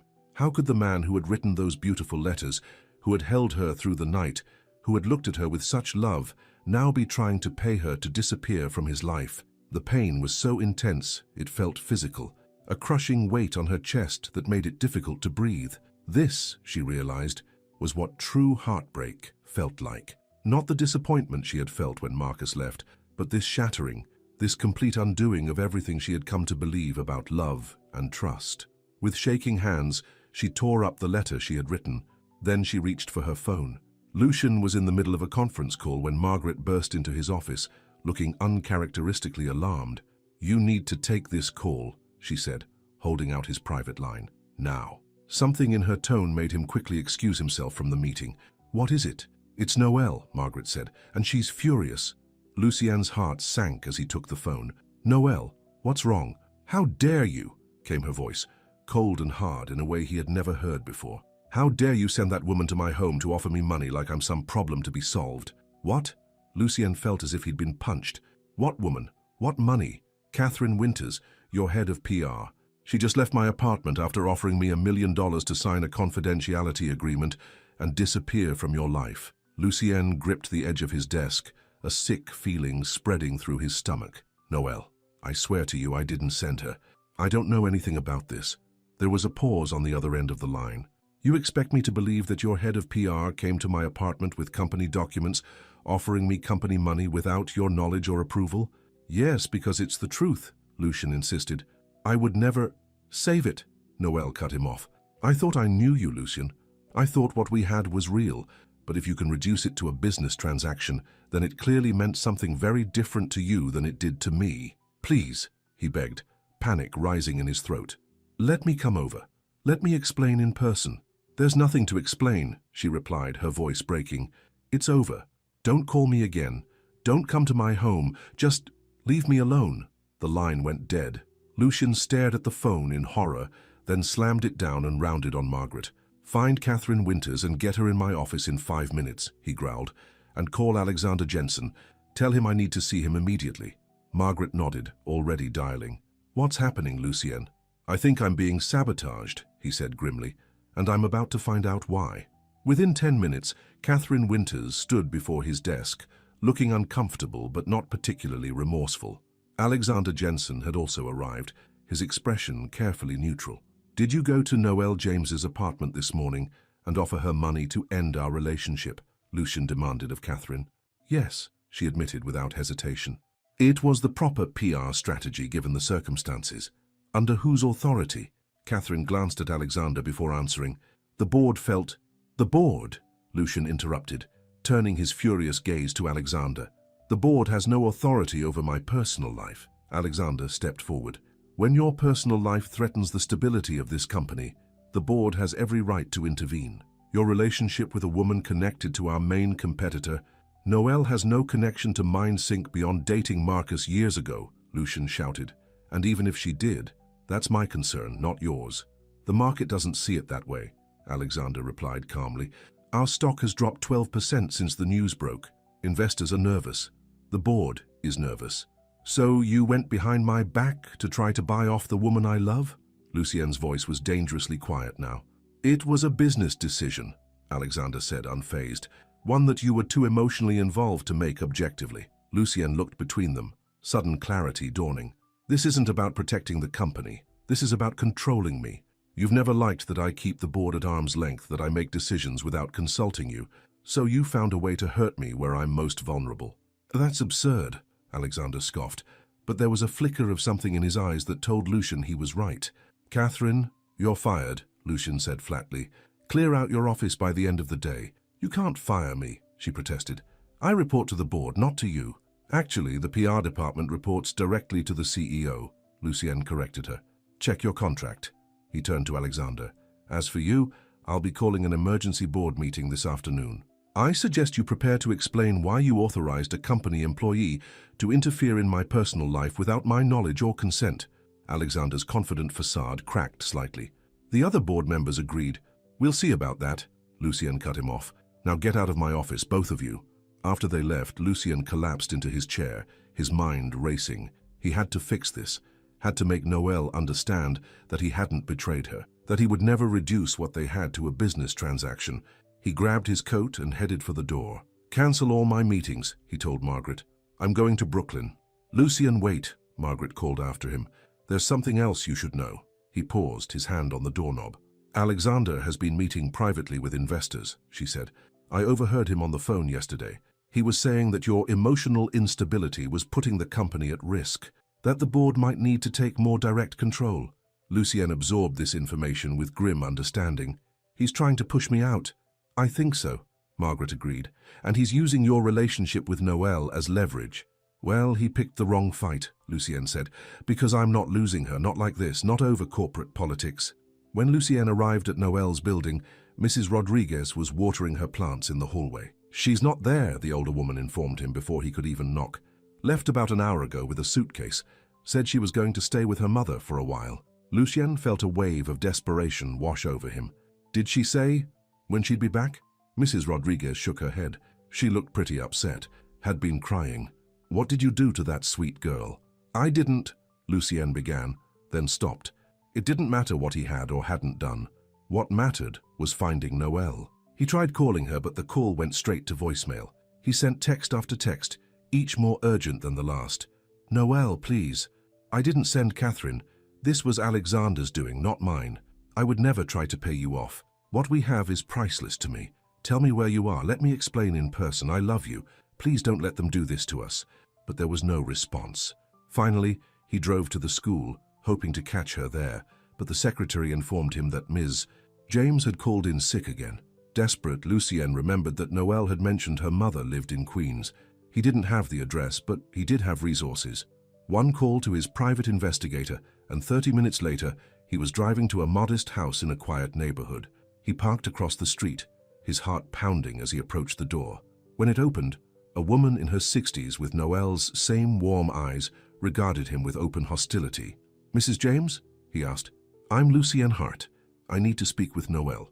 "I know who you are," she replied coolly, "and my daughter doesn't want to speak to you." "Please," Lucien said, his voice breaking. "There's been a terrible misunderstanding. I didn't send that woman to her apartment. I would never offer her money to leave me." Mrs. James studied him for a long moment. "You hurt her badly, Mr. Hart. She trusted you." "I know," he admitted, his shoulders slumping. "And I would do anything to make it right. I love her, Mrs. James, more than I've ever loved anyone." Something in his expression must have convinced her, because her stance softened slightly. "Wait here." She closed the door, leaving Lucien on the porch, hope and fear battling within him. A minute later, the door opened again, but it was Mrs. James who reappeared. "She doesn't want to see you," she said, her voice gentler now. "But she did ask me to give you this." She handed him a small envelope with his name written on it in Noelle's handwriting.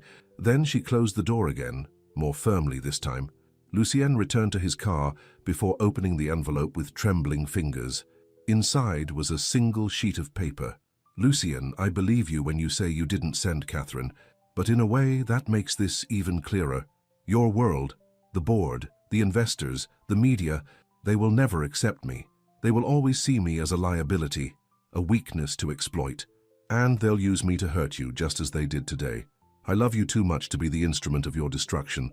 I love you too much to let our relationship undermine everything you've built. I love you too much to watch you choose between me and your company. So I'm making the choice for both of us. I'm stepping away. Please don't try to find me again. Please understand that this is the last letter I can write to you. I will always cherish what we had, what we found in those accidental letters. Some love stories aren't meant to last forever.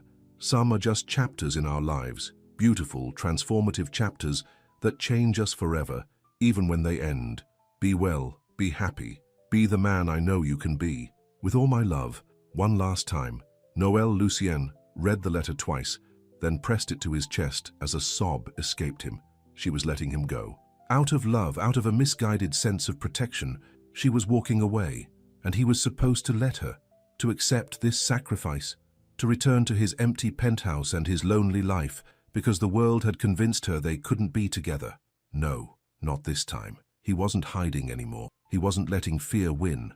Not his, not hers, not anyone's. With sudden clarity, Lucien knew exactly what he had to do. The emergency board meeting was tense from the moment it began. All 8 board members sat around the conference table, with Alexander at one end and Lucien at the other.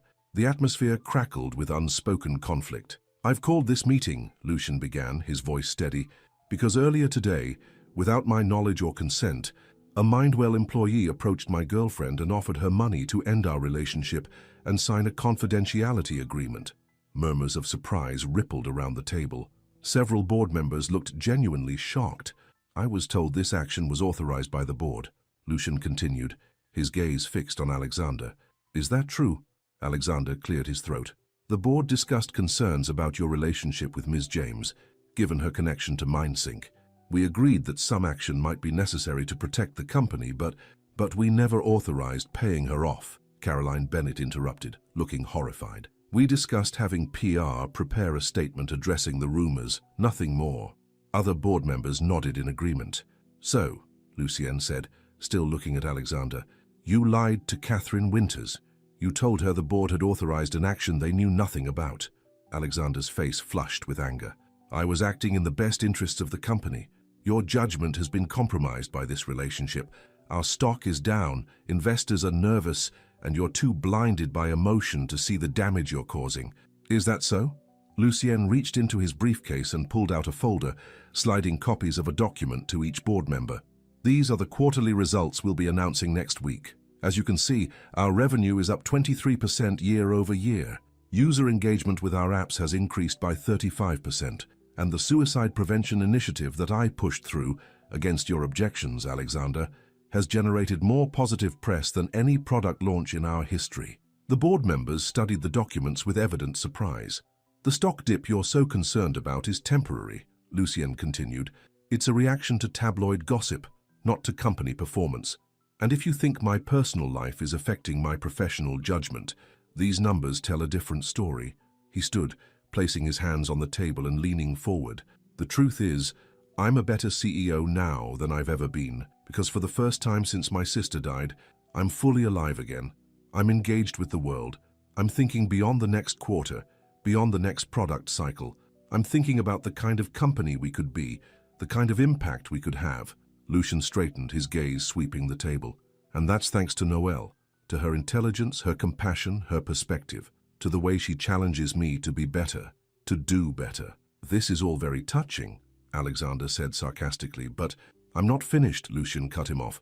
There's something else the board should know. While Alexander has been busy meddling in my personal life, he's also been meeting privately with investors, suggesting that I'm emotionally unstable and that the board should take more direct control of the company. Several board members turned to look at Alexander with surprise and suspicion. That's a serious accusation, said David Chen, one of the longest-serving board members. I have the phone records to prove it, Lucien replied, and emails. Margaret has been quite thorough in her documentation. Alexander's face had gone pale. This is absurd. You can't possibly... I move that we vote on removing Alexander Jensen as chairman of the board, effective immediately, Caroline Bennett interrupted, her voice firm. Seconded, said another board member without hesitation. Alexander looked around the table in disbelief. After everything I've done for this company, you're taking his side. This isn't about sides, David Chen said. It's about integrity. You acted without board approval and apparently conspired against our CEO. That's unacceptable. The vote was quick and decisive, 7-1 in favor of removing Alexander as chairman, with Alexander himself casting the only dissenting vote. Caroline, as the senior member, would you be willing to step in as interim chair? Lucien asked. She nodded. It would be my honor. Then, if there's no other business, Lucien said, already moving toward the door, I have somewhere important I need to be. Lucien, Caroline called after him, the board supports you, not just as CEO but as a person. We hope you can fix things with Noelle. He turned back with a small smile. Thank you. That's exactly what I intend to do. When Lucien's car pulled up in front of Noelle's mother's house again, it was already dark. This time when Mrs. James opened the door, her expression was less hostile, more resigned. She still doesn't want to see you, she said. I know, Lucien replied, but I'm not leaving until she does. Mrs. James sighed. Young man, I was married for 30 years before my husband passed. If there's one thing I learned, it's that sometimes the hardest thing isn't fighting for love, it's knowing when to respect someone's wishes, even when it breaks your heart. With all due respect, Mrs. James, Lucien said gently, your daughter taught me that hiding is the easy part. Being brave enough to be seen, really seen, that's the hard part. And right now I'm being brave enough to stand here and ask for one more chance. The older woman studied him for a long moment, then turned and called over her shoulder. Noelle, you might want to come out here. A moment later, Noelle appeared in the doorway. Her eyes were red-rimmed from crying, and she looked exhausted. The sight of her made Lucien's heart ache with love and regret. I asked you not to come, she said quietly. You also once told me to stop hiding, he reminded her. That's what I'm doing. I'm done hiding, Noelle. From the world, from my feelings, from the possibility of getting hurt. He took a step closer. Alexander is gone. The board voted him out after I explained what happened. They support us, support me as CEO, and support my relationship with you. Noelle looked surprised but still wary. That's good for you, but it doesn't change the fundamental problem. Your world and mine, they're too different. There will always be people who want to use me to get to you. You're right, Lucien agreed, surprising her. There will be, people will talk, the media will speculate. We'll have to deal with public scrutiny and private doubts. It won't be easy. He reached for her hands, relieved when she didn't pull away. But nothing worth having ever is. You taught me that too. Lucien, let me finish, he interrupted gently. When Emily died, I shut down. I built walls. I decided it was safer not to feel, not to connect, not to risk losing anyone else I loved. For 5 years I existed but didn't really live. His eyes searched hers, willing her to understand. Then your letter found me, and word by word, page by page, you brought me back to life. You made me brave enough to feel again, to hope again, to love again. Tears welled in Noelle's eyes, but she remained silent. "I know you're afraid," Lucienne continued. "Afraid of the attention, afraid of the judgment, afraid of not fitting into my world. But what you don't understand is that you are my world now. The company, the money, the penthouse, none of it means anything without you." He pulled the ring box from his pocket. "I asked you a question before, and you weren't ready to answer. I'm asking again now, not because I expect a different answer, but because I want you to know that my question hasn't changed. My love hasn't changed." Lucienne dropped to one knee on her mother's porch, opening the box to reveal the diamond ring. "Noelle James, I love you. I want to build a life with you, whatever kind of life you want, wherever you want it. Will you marry me?" Noelle looked down at him, tears streaming freely down her face now. For a long moment, she didn't speak. Then, just as Lucienne's hope began to falter, she sank to her knees in front of him. "You were right, you know," she said, her voice barely above a whisper. "In your first letter, you wondered if it was possible to be both terrified of being alone and terrified of letting someone in. It is possible. I know because that's exactly how I feel right now." She reached out to touch his face, her fingers gentle against his cheek. "I'm so afraid of this, of us, of the future, of how much I love you, but I'm more afraid of walking away from the best thing that's ever happened to me." Her eyes met his, clear and certain despite her tears. "Yes, Lucien, I'll marry you." With trembling hands, he slid the ring onto her finger. Then he pulled her into his arms, holding her as if he might never let go again. Behind them, Mrs. James quietly closed the front door, giving them their moment of privacy. "I promise you," Lucienne whispered against Noelle's hair, "we'll figure this out together. Whatever comes next, we'll face it side by side." "Side by side," she agreed, pulling back to look at him. "No more hiding, no more running away. Just us being brave enough to be seen." Their lips met in a kiss that felt like a beginning, not just of their engagement, but of a new chapter, a new way of living, a life built not on fear, but on the courage to love completely, without reservation or retreat. As they walked hand in hand back to his car, Noelle stopped suddenly. "Wait, I almost forgot." She ran back to the house and returned a moment later with a familiar cream-colored envelope. "I was going to mail this before. Everything happened. I want you to have it now." Lucienne took the envelope, immediately recognizing his name written in her handwriting. "Another letter?" "The last one I wrote before Catherine showed up," Noelle explained. "I think you should read it." Under the soft glow of the streetlight, Lucien opened the envelope and unfolded the letter inside.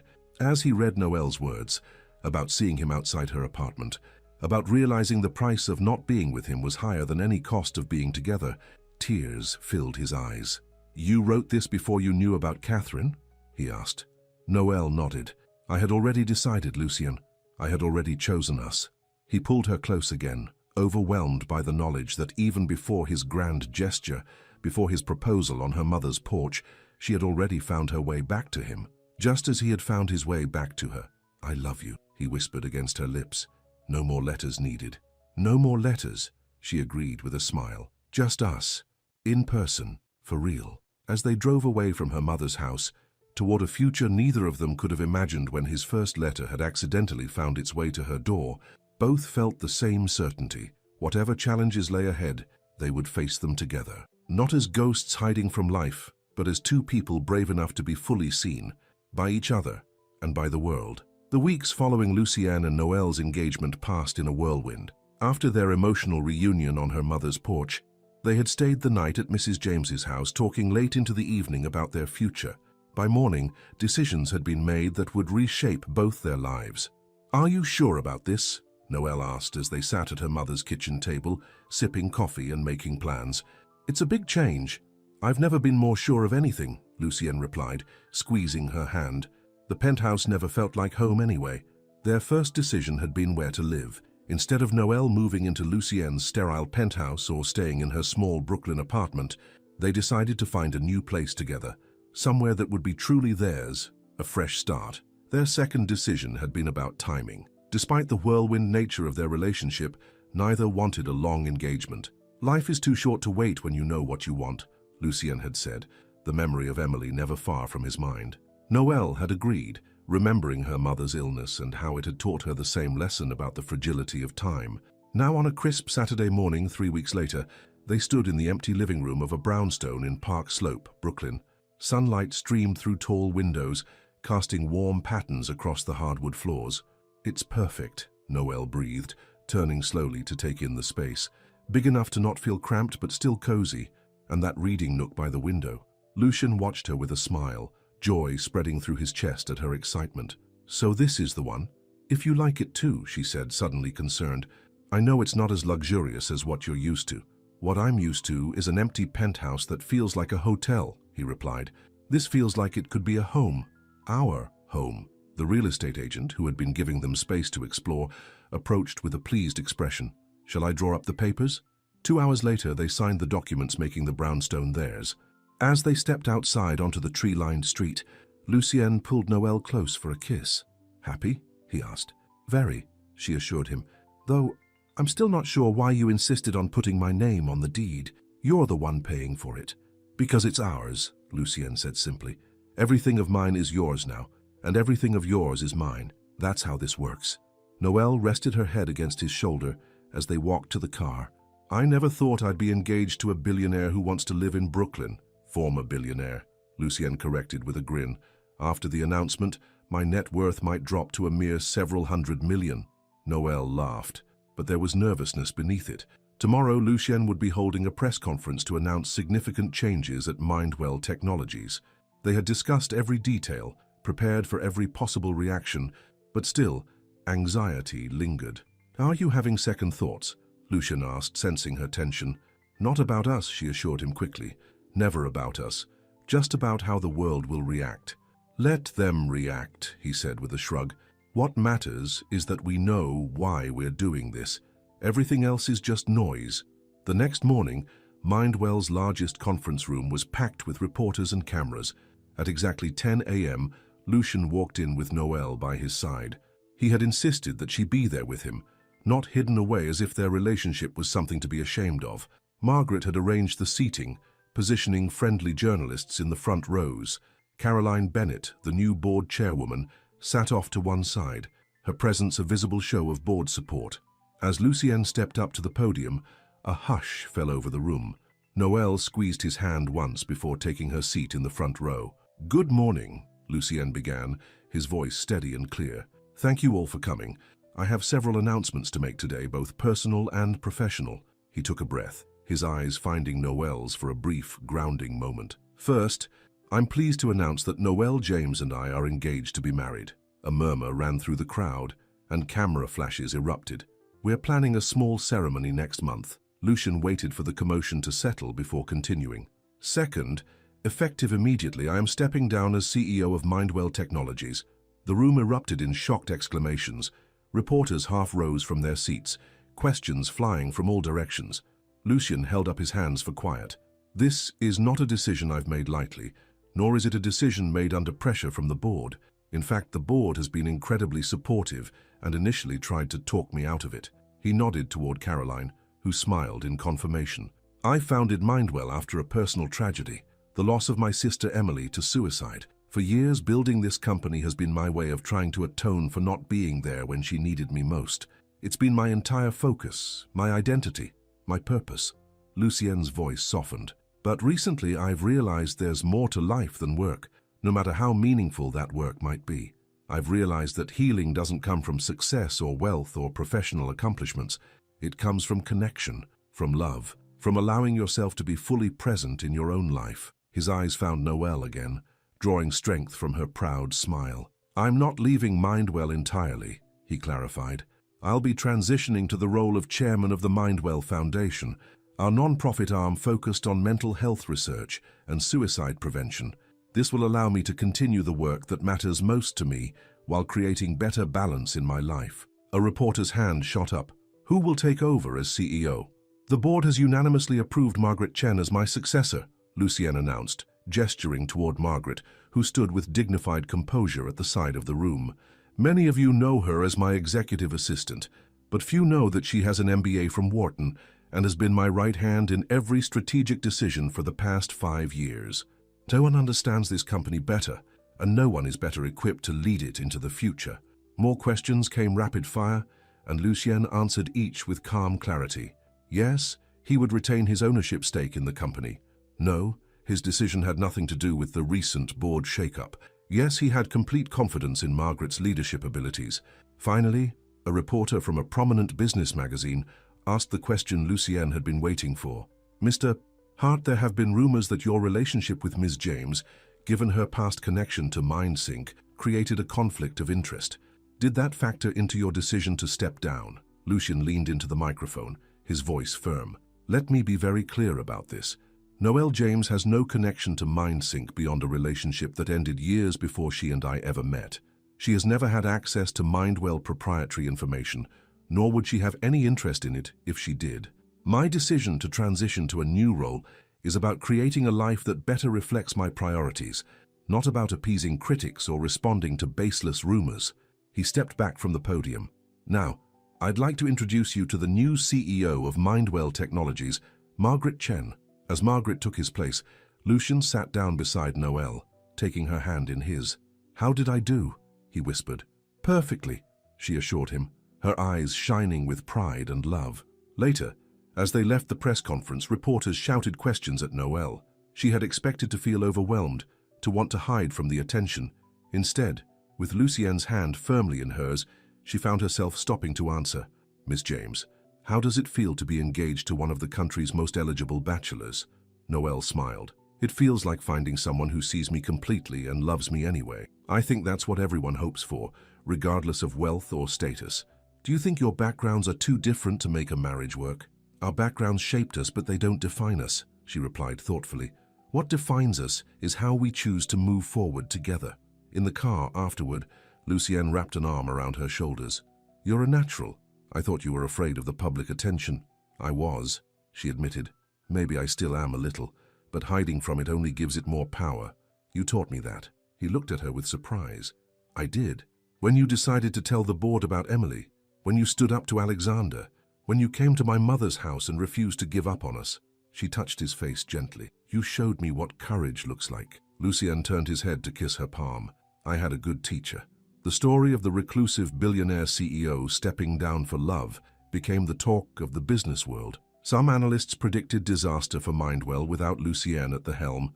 Others praised the move as visionary, a recognition that leadership succession was healthy for growing companies. But away from the speculation and commentary, Lucienne and Noelle were building their life together. They moved into the brownstone as soon as the paperwork was completed, spending weekends painting walls and arranging furniture. Lucienne discovered an unexpected talent for home improvement projects, while Noelle transformed the third bedroom into a cozy library filled with books from both their collections. "I never thought I'd see the day when Lucienne Hart would be wearing jeans and painting a kitchen ceiling," Margaret commented during one of her frequent visits. Since taking over as CEO, she had become a close friend, often joining them for dinner to discuss company developments. "Neither did I," Lucien admitted with a laugh, "but I've never been happier." It was true. The weight he had carried for years, the guilt over Emily, the pressure of running the company, the isolation he had imposed on himself, had gradually lifted. In its place was a lightness, a presence, a joy in the simple moments of everyday life. Noelle, too, was flourishing. After the initial shock of media attention following their engagement, she had returned to teaching with a new confidence. Her students, far from being distracted by her famous fiancé, seemed inspired by the real-life love story unfolding before them. "Ms. James, are you going to keep teaching after you're married?" Zoe had asked during class one day. "Absolutely," Noelle had replied without hesitation. "Teaching poetry is my passion. Getting married doesn't change that." And it didn't. Even as wedding preparations ramped up, Noelle remained dedicated to her students, finding that her relationship with Lucienne had deepened her understanding of the emotional truths in the poems she taught. One evening, about 2 weeks before the wedding, Lucienne arrived home to find Noelle sitting on the floor of their library, surrounded by boxes. "What's all this?" he asked, setting down his briefcase.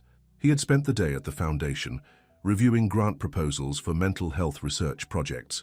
"I was organizing some things and found these," Noelle explained, holding up a bundle of cream-colored envelopes tied with a ribbon. "Your letters." Lucienne sat down beside her, picking up the matching bundle of blue envelopes. "And yours. I was wondering where these had ended up in the movie." "I've been rereading them," Noelle said, her eyes soft with memory. "It's strange to think how much has changed since that first letter accidentally found its way to me." "Everything has changed," Lucienne agreed. pulling her closer. "And nothing has changed. The man who wrote those letters is still me, still in love with you, still amazed that you love him back." Noelle leaned her head against his shoulder. "I had an idea. What if we read these at the wedding? Not all of them, obviously, but select parts, as our vows." Lucian considered the suggestion. "Share our most private thoughts with our wedding guests." "Too much?" Noelle asked, suddenly uncertain. "No," he said slowly. "Actually, I think it's perfect. Those letters were the most honest expression of who we are and what we mean to each other. What better foundation for marriage vows?" They spent the evening selecting passages, laughing and sometimes crying as they revisited the words that had brought them together. The raw vulnerability of Lucian's first letter, the compassionate understanding of Noelle's response, the gradual unfolding of their hearts on paper, page by page, letter by letter. "We should keep these safe," Lucian said, as they carefully returned the letters to their boxes. "For our children someday, so they'll know how we found each other." Noelle looked up in surprise. "Children? We haven't really talked about that. Do you want them?" Lucienne asked, suddenly nervous. "I just assumed—" "I do," she assured him quickly. "I've always wanted a family. I just wasn't sure if you did." "With you?" Lucian said, pulling her into his arms. "I want everything with you, Noelle. The whole messy, beautiful, ordinary, extraordinary life." Their wedding day dawned clear and bright, a perfect October Saturday. They had chosen a small venue, a renovated boathouse on the edge of Prospect Park, with large windows overlooking the lake. Only 60 guests had been invited. Close friends, family, a few colleagues from both their workplaces. In a room upstairs, Noelle stood in front of a mirror as her mother adjusted her veil. She had chosen a simple gown of ivory satin that skimmed her curves and caught the light as she moved. "You look beautiful, sweetheart," Mrs. James said, blinking back tears. "Your father would have been so proud." Noelle touched the small locket around her neck, her father's gift to her on her 16th birthday, the last birthday before he passed away. "I wish he could be here." "He is, in his way," her mother assured her. "In your smile, in your strength, in the way you love so completely." A knock at the door interrupted the moment. Vanessa, Noelle's colleague and bridesmaid, peeked in. "It's time, honey. Everyone's ready." Downstairs, guests were seated in white chairs facing the windows where the lake sparkled in the autumn sunlight. Lucienne stood at the front, looking handsome and slightly nervous in a dark blue suit. Margaret stood beside him as his best woman, while David Chen from the board and a few other close friends filled out the wedding party. When the music began and Noelle appeared at the back of the room on her mother's arm, Lucienne felt his breath catch. She was radiant, her face glowing with happiness as their eyes met across the room. In that moment, every obstacle they had overcome, every doubt they had faced, every fear they had conquered, seemed worth it for this single perfect moment of certainty. As Noelle reached him, Lucienne took her hands in his, unable to look away from her eyes. "We've prepared our own vows," Noelle explained to the guests as the minister stepped back. "Or rather, we're sharing portions of the letters that brought us together in the first place." Lucienne went first, unfolding a cream-colored paper that matched his original stationery. "Sometimes I wonder what it would be like to be known, really known, by another person," he read, his voice steady despite the emotion filling his chest. "To let someone see all the jagged edges and still choose to stay. But I'm afraid that kind of love doesn't exist for someone like me." He looked up at Noelle, his eyes filled with wonder. "I was wrong. That kind of love does exist. You showed me that. You saw every broken piece, every scar, every fear, and you chose to stay. You chose me, and I promise to spend the rest of my life being worthy of that choice. I promise to love you completely, honestly, without reservation or retreat. I promise to be your partner, your friend, your safe harbor in every storm. I promise to never hide from you, to always let you see me exactly as I am." Tears slipped down Noelle's cheeks as she unfolded her own blue paper. "To whoever you are, you're not unlovable. You're just hiding too well," she read, her voice soft but clear. "I know because I've been hiding too. It's safer behind walls, isn't it? No one can hurt you there, but no one can love you there either." She looked into Lucienne's eyes, her heart overflowing with love. "You found me behind my walls. Your words reached places in my heart I thought were closed forever, and in loving you, I found the courage to love myself again, to believe in possibilities I had given up on. I promise to be your steady ground when the world feels unsteady. I promise to remind you of your strength when you forget it. I promise to choose you every day in all the small moments that make up a life together. I promise to never let you hide again, to always see you completely and love all that I see." There wasn't a dry eye in the room as they exchanged rings. Simple platinum bands inscribed with the words, "No more hiding," on the inside.